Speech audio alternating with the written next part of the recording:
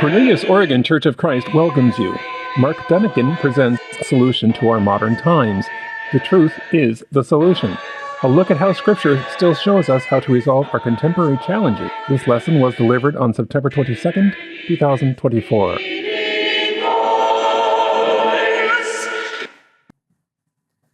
Well, it is fitting on this end of summer, beginning of fall, that Cindy and I are beginning to head south.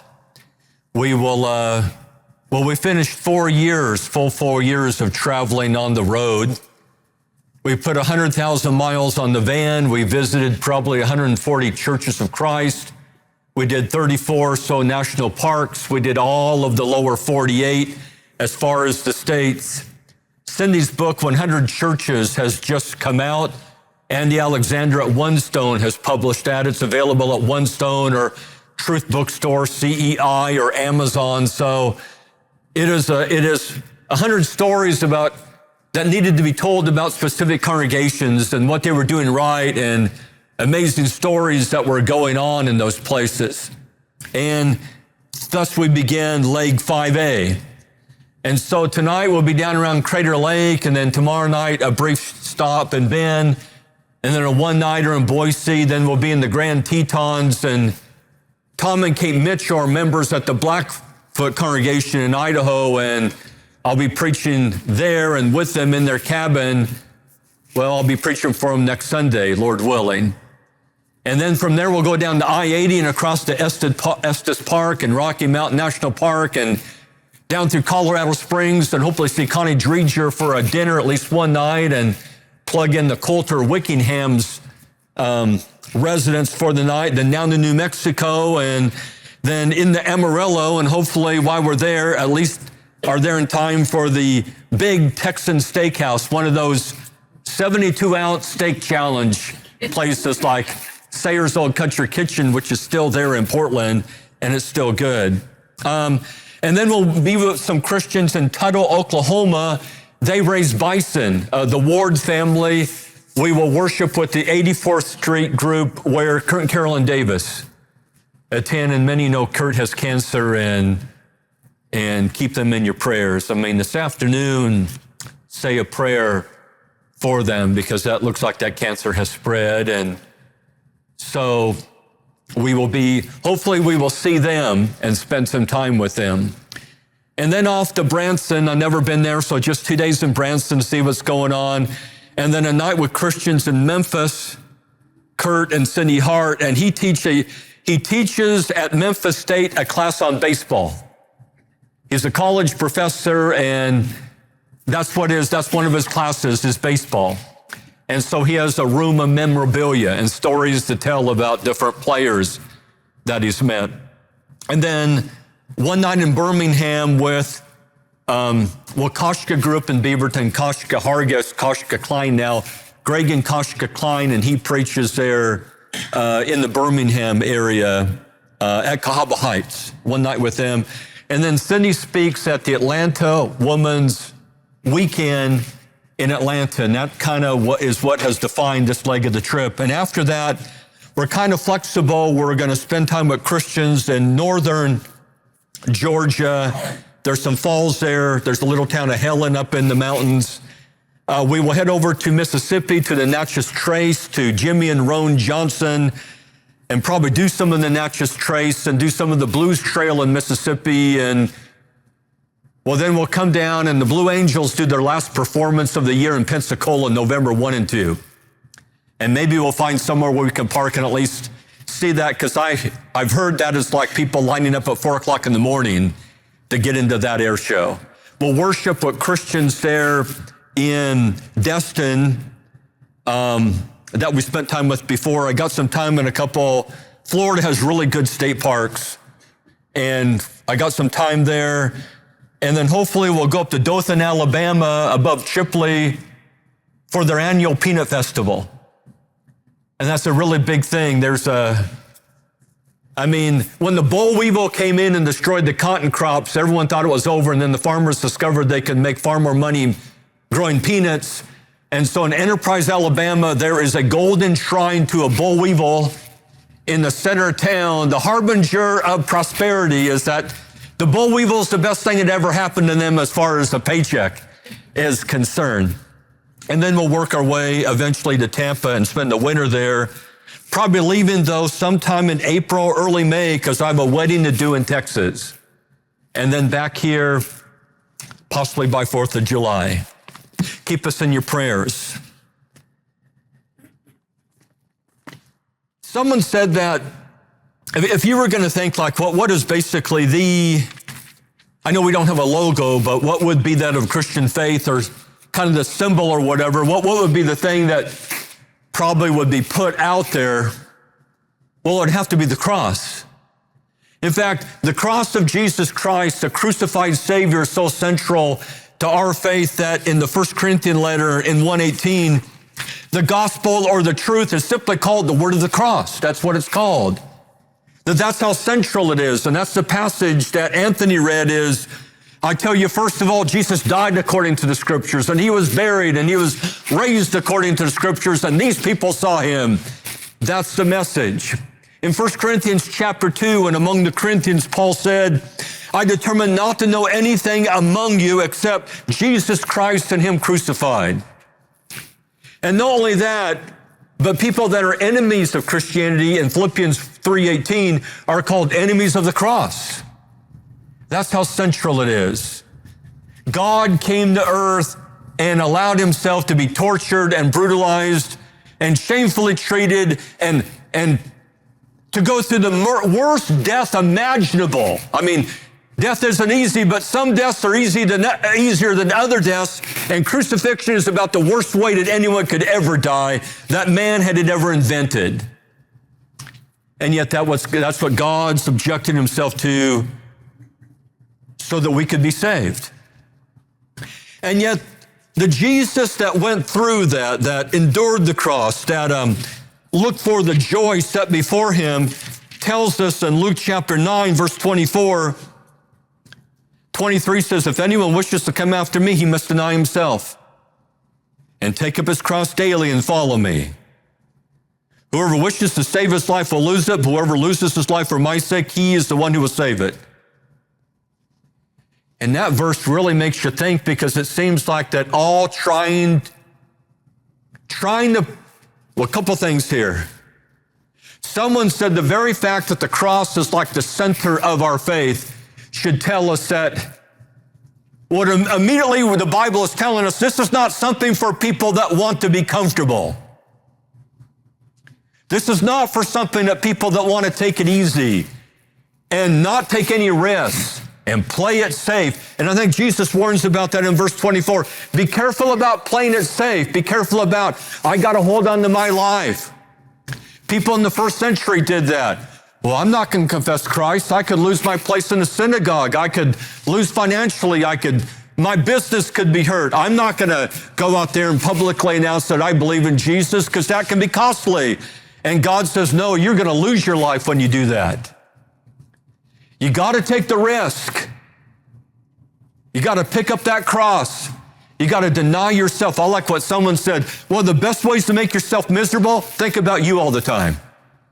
Think about how you're feeling. Think about how people treat you. Think about how you're coming across.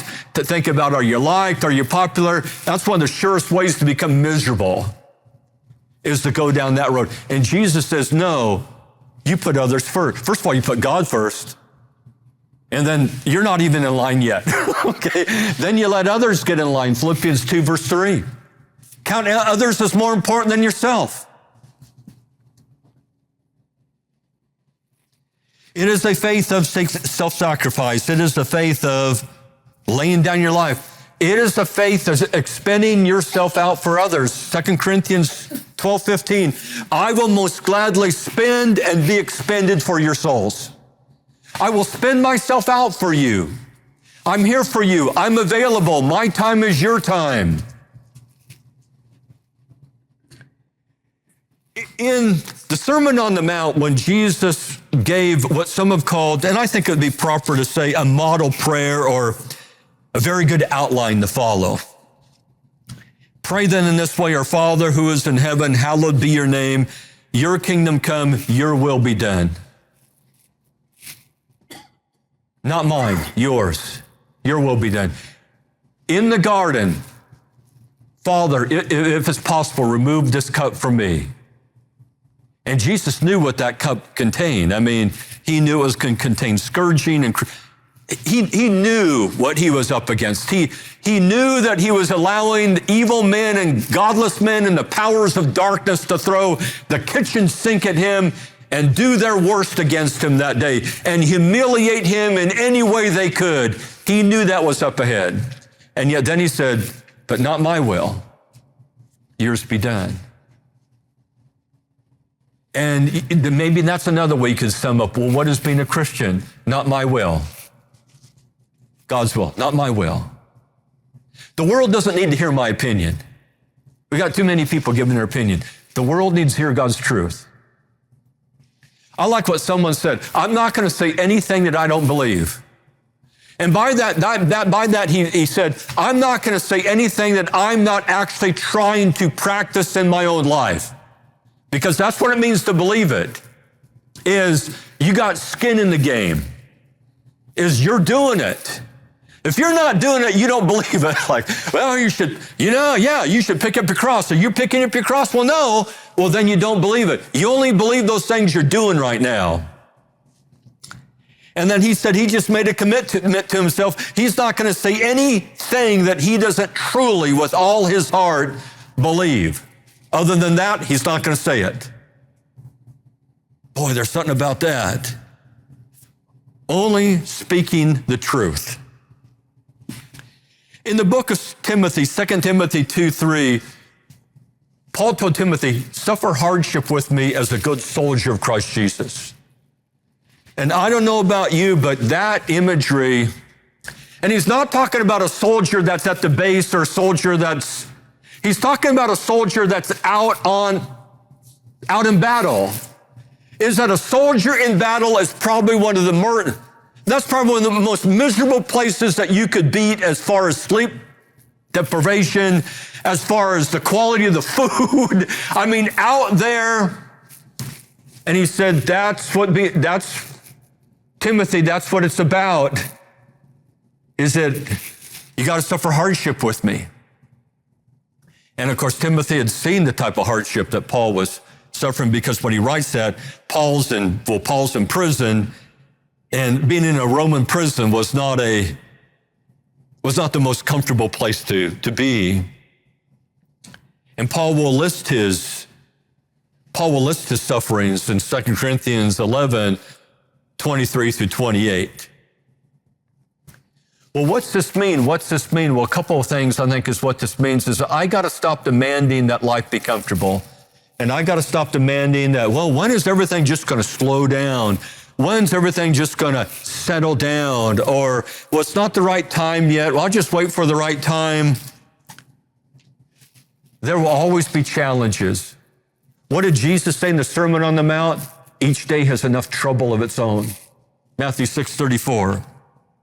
Paul would say in 2 Corinthians 11, he said, what presses down on me on a daily basis is concern for all the churches. That never leaves me. Every day I'm concerned for all the churches. Every day that pressure is there. But I want to pause there a little bit. The Christian life is certainly for people that don't want to be comfortable, but let me balance that out a little bit. It's not necessarily, it does bring about better things in your life. Not always. 1 John chapter 5 and verse 3, this is the love of God, that we keep his commandments, and his commandments are not grievous or a burden.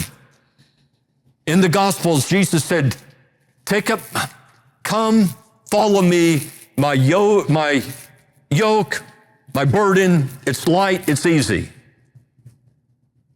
And so how do you kind of put those together? It's pick up your cross, but the yoke and the burden is easy. And I mean, Christianity is a life of doing hard things, sharing the gospel with people. That's not easy. Denying yourself, battling temptation, speaking the truth when it's not popular, preach the word in season, out of season. That's not easy to do.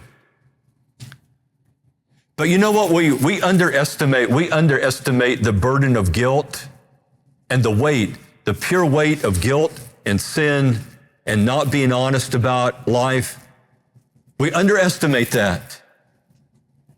We underestimate the heavy load that we're taking upon ourselves when we hear the gospel and say, no thanks, this looks easier to me over here where the Broadway is. We underestimate.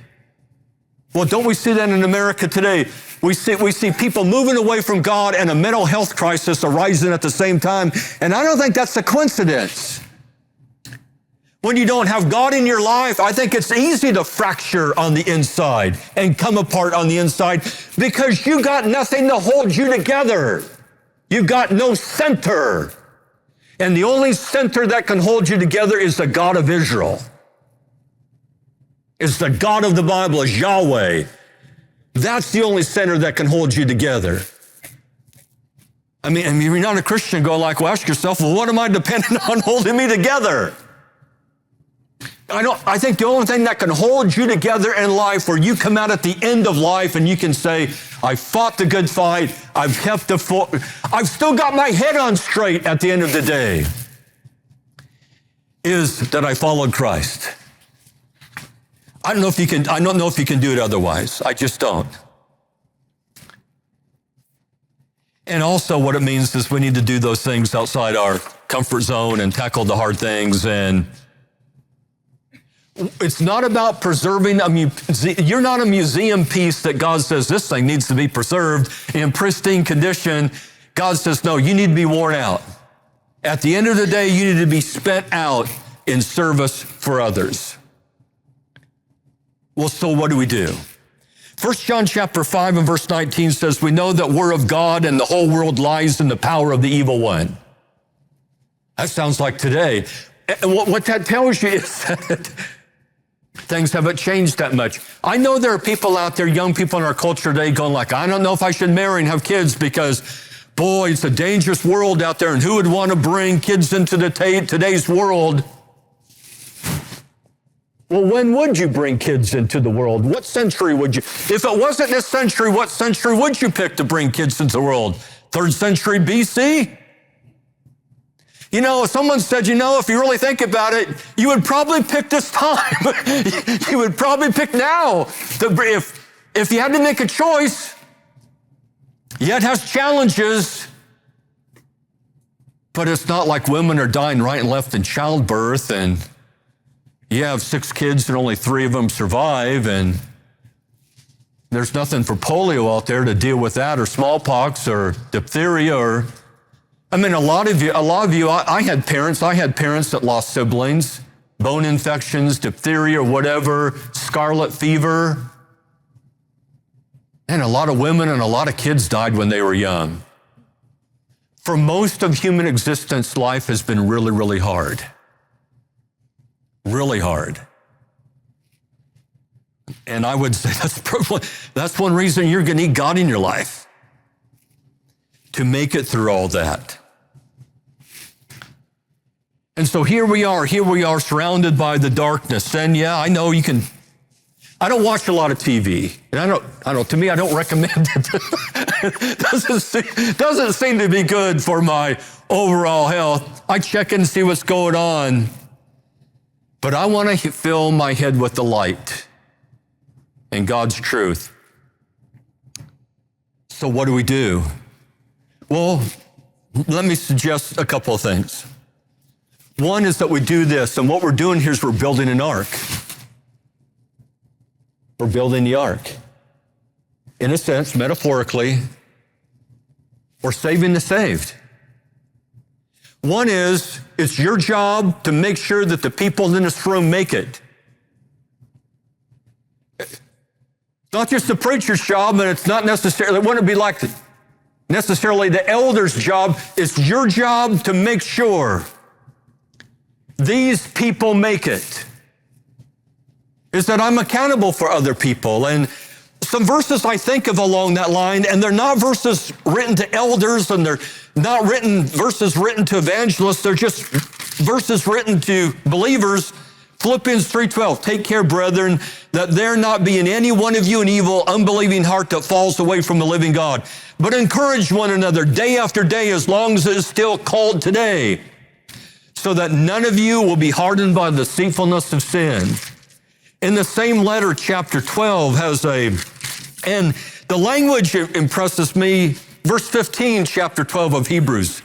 See to it that no one comes short of the grace of God, that no root of bitterness springing up causes trouble, and by it many be defiled, that there be no immoral or godless person like Esau, who sold his own birthright for a single meal. It's to see to it. It's look out for one another. It's make sure no one comes short of the grace of God. It is that save everyone on the ark. And in a sense, that's what you're doing when you gather here, is that you're building an ark. And on that ark, you want to try to save your kids and your grandkids. And so Deuteronomy will say, you talk to them here, you talk to them there. You always be talking to them about eternal things. Save your kids, save your grandkids. Save the people you love. Be vocal about it. Saved the saved. Hebrews 10:24. Let us consider one another. In an assembly context, right? Don't forsake the assembly. Let us consider one another to stimulate the love and good deeds. Boy, what a different view of, we were talking again about in class about how the denominations get their money. I know they have their own pass into the basket, but you know what? It looks like that a lot of religious groups out there, they get their money from the world. And God says, no, you get your money you need it. God's people should support the work. You get your money from God's people. And I like also the perspective there of, well, I'm going to show up here and what are you guys going to do for me? And no, it's not about it's like, well, what are you going to do for the people? As you've come here, have you thought about, I haven't seen someone in a while, or there's someone there I need to give an encouraging word, or instead of saying, well, I'm going to show up and hope somebody encourages me today. No, it's like, no, you're supposed to encourage them. Not only that, but you're supposed to not be empty when you show up on a Sunday morning.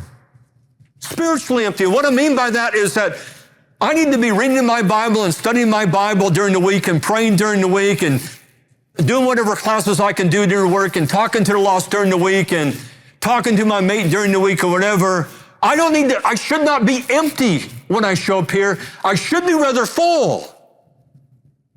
And I think if you go like, well, what there and it didn't do anything for me, maybe that's not the problem at all. Maybe the thought is, what are you doing during the week? I mean, if you're not eating spiritually at all during the week, then you're going to show up here famished, and no matter what's put on the table, it's not going to satisfy you because you're famished. I've been like that before. I mean, there's been a couple of times in my life that I thought, you know what? I could probably sit here and eat for the next week and not get full. I don't know if you've ever had a moment like that, just keep bringing the food because that's how hungry I am. Have your own daily devotionals. Have your own. Be taking care of your soul during the week.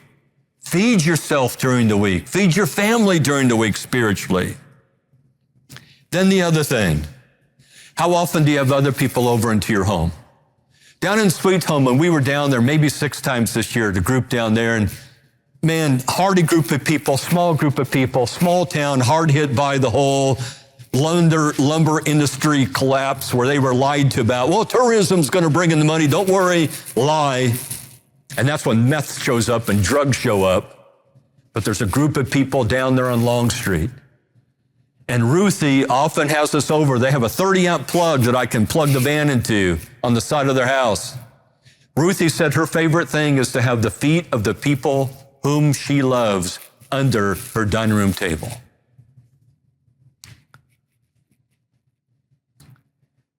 You doing that? Are you having the feet of the people you love under your dining room table? Now you might say, well, I don't have enough room. Well, then Team up with somebody else who does have the room, or maybe you're the only Christian in your family and no one wants to come to my house because everyone there's nuts. Maybe that's the situation too. But there's a way you can work around that. That's the way you build community. That's one of the ways you help people make it. You show hospitality. You have people into your home. And maybe you're in a home where everyone else is nuts. You need to stand up and say, hey, I'm having some godly people over, so if you guys need to leave or behave yourselves. Or I'm coming after you with this rolling pin or whatever it is. Okay. As a family, are you as a family just tagging behind the culture right now? And what I mean by that is, in a very real sense, the denominations are only 10 years behind the culture. There's a number of denominations have the rainbow flag, whatever. Denominations are they're just tagging behind the culture is what they're doing. We doing that? Is our family doing that? We kind of watching what everyone else is watching, but yeah, maybe I shouldn't be watching that, but it's not as bad as things that other people are watching. Are we just a little less worldly than the worldly people, but we're still just tagging behind the culture? And if you are, then stop it. Because no one's going to be impressed with a faith like that if you're just tagging behind the culture. Jesus said, you're the salt of the earth, you're the light of the world. Peter said, keep your behavior excellent among the Gentiles. Pursue a life of holiness. Do they see God being the most important aspect in your life?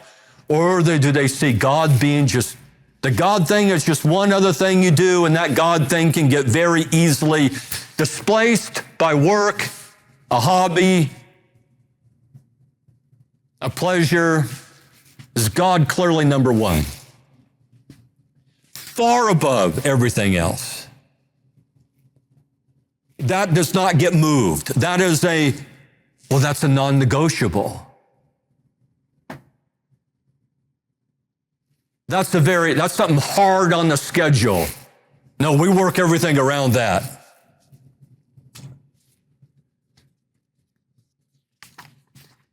I remember I was doing some pre-records, we're doing some tracks for, it's called Balance in the Christian Life. Kenny Embry and Hal Hammonds do it, and it's going to air in October. And so we're not going to be available, but we lined up some people to talk about, and I had Scott Smelser on. Scott preaches in Harrisburg, Pennsylvania. One thing Scott says that by 2 years old, if you can teach a child no means no, it doesn't mean throw a tantrum, and it doesn't mean negotiate, and it doesn't mean go to the other parent, and it doesn't mean only obey when you're in the room. No means no. By 2 years of age, if you can get down no means no, half of your parenting is done. And there's hard stuff ahead, but you don't get that, and nothing else is going to matter. We got a whole lot of young people in our country now that were never taught no means no. And their reaction to a no is you throw a fit. And when a 2-year-old throws a fit, that's a 2-year-old, and it's not pleasant, and you don't want to be around. But when a 25-year-old throws a fit, that's pretty ugly. And that's when society can start to crumble, too, if you get enough 25-year-olds throwing fits. That can be a part of town that you don't want to go into.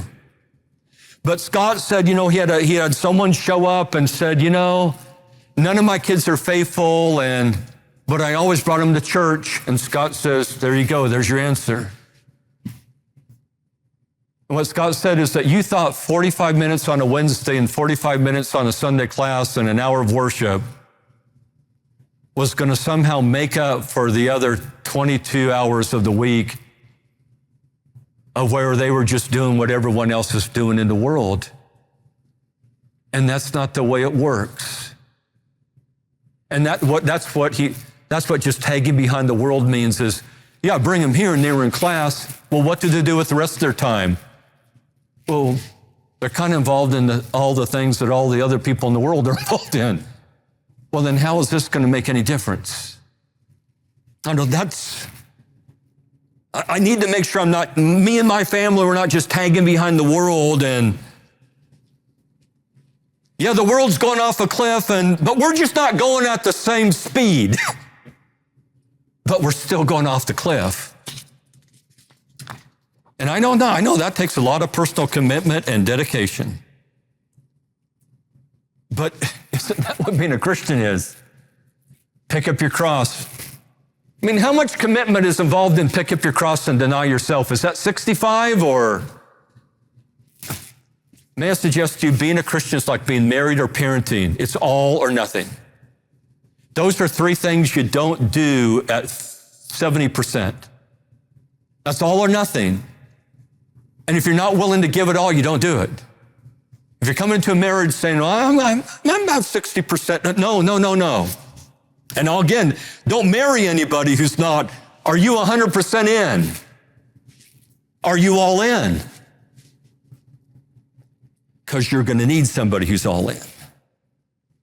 The other thing is reach out. Reach out to, I want to open my home, and if I can't open my home, then I'm going to spend time with Christians in social contexts and say, let's go out to eat or whatever. Let's meet for breakfast. But what about the people on your street? Do you know the people in your neighborhood? I've run into a number of Christians across the country saying, here's what I'm going to do. I'm going to get to know the people on my street. I'm going to start building a neighborhood like neighborhoods that used to exist where people sat on the porch and talked and they knew their neighbors. So what I'm going to do is I'm going to start inviting my neighbors over to my house for a potluck or a barbecue. I'm going to start getting the neighbors together. I know that sounds pretty scary.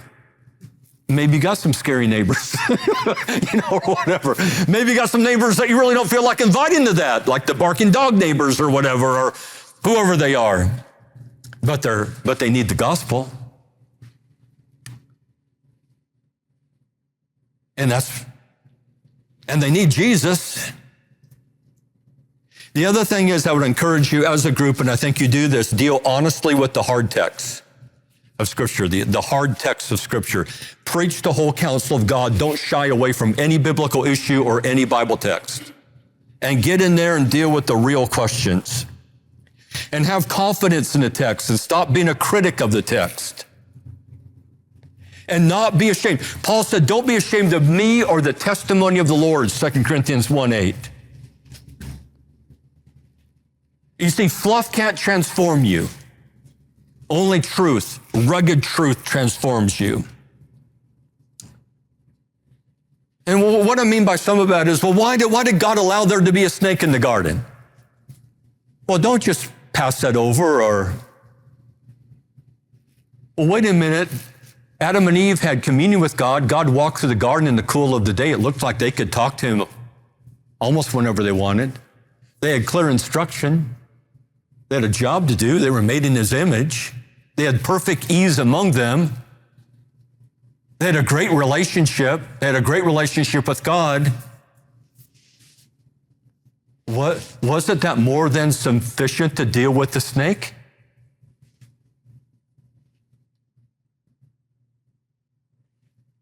The snake's not the big deal.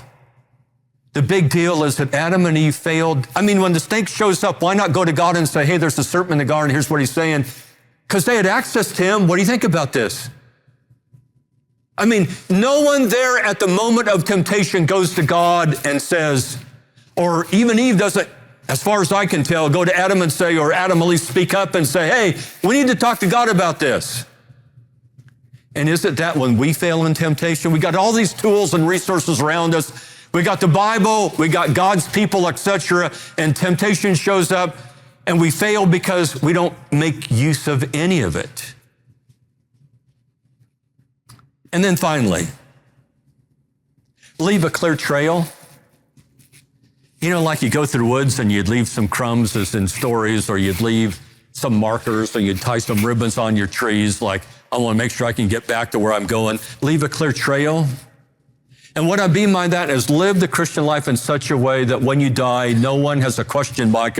No one has a question mark about what happened to you or where you're at, especially for your descendants, where everyone can have absolute confidence. Yes, they were all in. They left a clear trail for me to follow.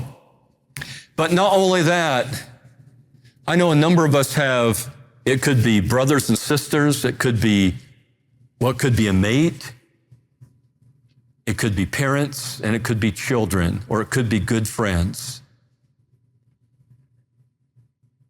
that either never have obeyed the gospel or they fell away.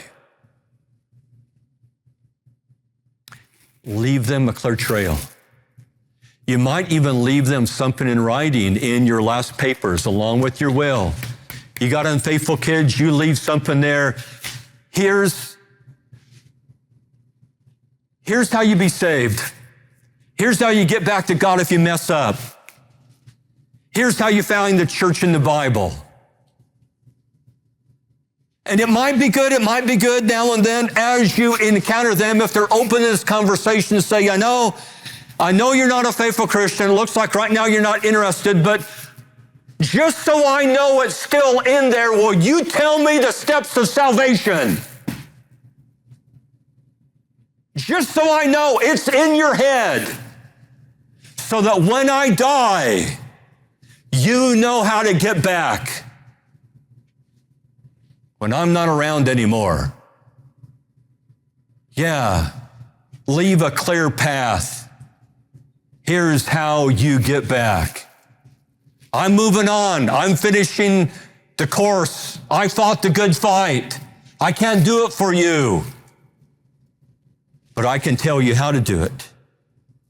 And maybe I can set the example that where you say, but it is possible. Maybe even leave your reasons. Here's why mom and dad believed in God. Here are reasons. Here's the evidence. Why we trusted the Bible, why we believed that Jesus was the Son of God. Here's how we thought through that whole process. Well, those are my thoughts this morning. Save the saved and go out and save the lost. And leave no stone unturned. And don't waste any time, because it's urgent. And you've got the cure. The one thing that could instantly solve all the problems of society is what's in this book. And the one thing that would solve all the problems of society overnight, if implemented and practiced, that to me sounds like the truth and the answer. Let's be standing and singing the invitation song.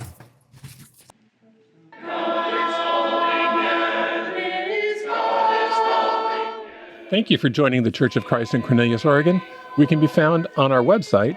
You can scan the QR code on your screen or the CD you were given, or on Facebook at facebook.com/Cornelius Church of Christ.